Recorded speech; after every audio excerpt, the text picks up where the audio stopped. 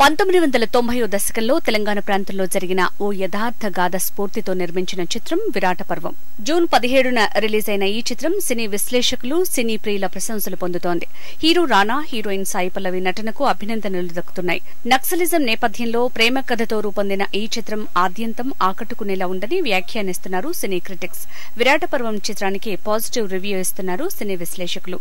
Block buster collections ని సాధించాల్సిన ఈ చిత్రం సాయి పల్లవి చేసిన కొన్ని వివాదాస్పద వ్యాఖ్యల వల్ల నెగటివ్ రిజల్ట్ ని పొందుతోందని టాక్. విరాట పర్వం నటిగా సాయి పల్లవికి కీర్తి ప్రతిష్టలు తెచ్చే చిత్రం. లేడీ ఓరియంటెడ్ మూవీగా చెప్పొచ్చు. కానీ సాయి పల్లవి రీసెంట్ గా చేసిన కామెంట్స్ నెట్టింటా వైరల్ గా మారాయి. దాని ప్రభావం సినిమా కలెక్షన్స్ పై పడింది అంటున్నారు ట్రేడ్ వర్గాలు. కశ్మీరీ పండితులపై జరిగిన హత్యాచారాల్ని, గోవులను వధించడానికి తరలిస్తున్న వారిపై జరిగిన దాడిని ఒకే ఘటన కట్టిందంటూ సాయి పల్లవిపై కొన్ని వర్గాల ప్రజలు మండిపడుతున్నారు. ఆమెపై చర్యలు తీసుకోవాలంటూ పోలీస్ స్టేషన్లో ఫిర్యాదు చేశారు. ఈ నేపథ్యంలో విరాట పర్వం చిత్రం టాక్ బాగున్నప్పటికీ కలెక్షన్స్ డల్ గా ఉన్నాయి. దిద్దుబాటు కోసం సాయి పల్లవి వివరణ ఇచ్చుకున్నప్పటికీ జరగకూడని నష్టం జరిగిపోయింది అంటున్నారు ట్రేడ్ వర్గాలు.